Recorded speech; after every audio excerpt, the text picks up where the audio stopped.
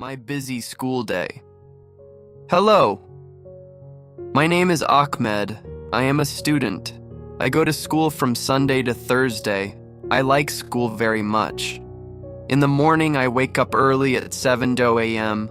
I wash my face, brush my teeth, and wear my school uniform. I eat a healthy breakfast with my family. I go to school by bus. My school is big and beautiful.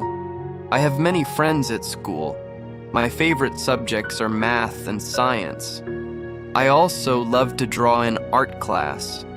At 12 p.m, I eat lunch with my friends in the school cafeteria. We talk and laugh together. In the afternoon, the school day finishes at 3:05 p.m. I go home, change my clothes, and rest for a little while. After that, I do my homework and study my lessons. I also help my mother with small tasks at home. In the evening, I have dinner with my family. Then, I read a storybook and watch a short cartoon. I go to bed at 9 p.m. to be ready for a new school day. I love my school day.